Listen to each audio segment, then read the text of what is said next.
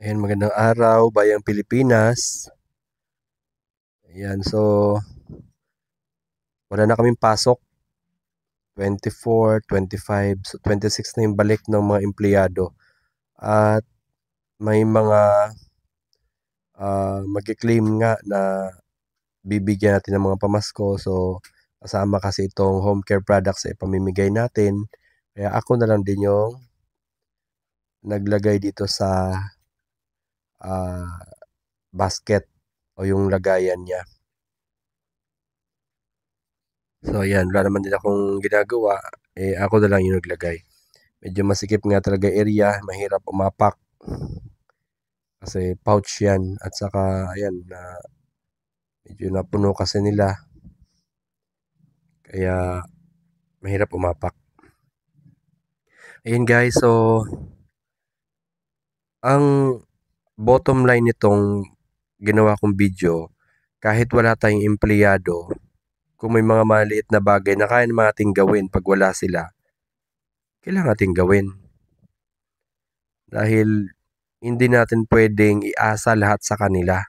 Or pag dumating kasi yung time na mag-absent yung isang empleyado tapos hindi mo alam or hindi mo alam yung function nung trabaho niya, so hindi mo magagawa yon. Malaking epekto yun sa negosyo. So gayitong mga bagay naman, madali lang naman gawin talaga to.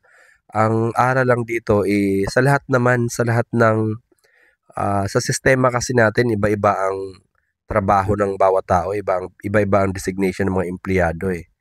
Pero ang gusto ko lang ipaliwanag dito, kung sakali man na umabsent halimbawa yung accounting natin at hindi natin alam ang trabaho ni accounting, paano yan? Hindi natin mamomonitor yung account, yung finances natin magkakaproblema, posibleng mag-collapse. So dapat tayo na may-ari, may idea tayo, alam natin yung mga trabaho o yung bawat bawat gawain. Idea lang, hindi natin kailangan kabisaduhin yan kasi hindi talaga natin trabaho yan eh. Kung sakali lang talaga na mangyari na may umabsent na empleyado, lalo pag vital yung empleyado o malaki yung responsibilidad niya, hindi pwedeng mahinto yung buong operation dahil sa pag-absent ng empleyado na yan. So, sino ang magto-turnover niyan? So, kung hindi yung kasunod niya or nakakaalam na sa trabaho niya, ikaw mismo na may-ari, dapat may idea ka dyan para hindi mag-struggle yung buong negosyo mo. So, ganun lang ang gusto kong iparating kasi sa mga negosyante minsan, masyado ng entitled. Kumbaga dahil sila yung may-ari, ang dami nilang tao, hindi na nila inaalam. Wala na silang idea doon sa mga trabaho ng kanilang mga empleyado. So, may isang empleyado halimbawa na umabsent or hindi na pumasok, biglang nag-resign, mangangapa ngayon ang buong kumpanya. So, ganun lang naman kadali yun. Ganun lang gusto kong ipahiwatig or iparating dito sa ginawa ko na to.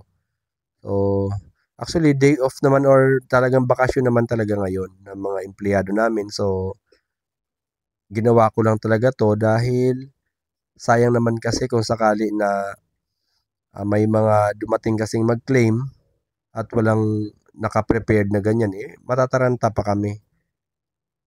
Okay, so ayun lang yan. Sige, so ano pa ba ang pag-uusapan natin dito? Mhm. Ganun kasi akong ganun ako may-ari. So, lahat ng trabaho sa negosyo ko, may alam ako. Hindi man ganun kalawak yung kaalaman ko dun sa mga trabaho nila, pero at least alam ko yan. Actually, itong hardware nga na to, di ba may mga may mga pahinante to. So, dati rin kasi ako nagpapahinante. Pero hindi naman ibig sabihin dati ako nagpapahinante, magpapahinante talaga ako. Sa dami ng pahinante namin. Ang akin lang naman, galing kasi ako sa mababa. So, kabisado ko yung trabaho simula sa baba hanggang sa supervisor nila, hanggang sa manager. So, hindi tayo mangapa kung sakali man na may mawala sa kanila. Ganun dapat ang katauhan ng pagiging isang may-ari. ikaw ang mag-turn over nung lahat ng kakulangan ng buong negosyo mo. Ganun lang yun. So, ayan, nandyan nga ako. At naglalagay na ako ng mga bundles. Ayun guys, so magandang araw, Bayang Pilipinas.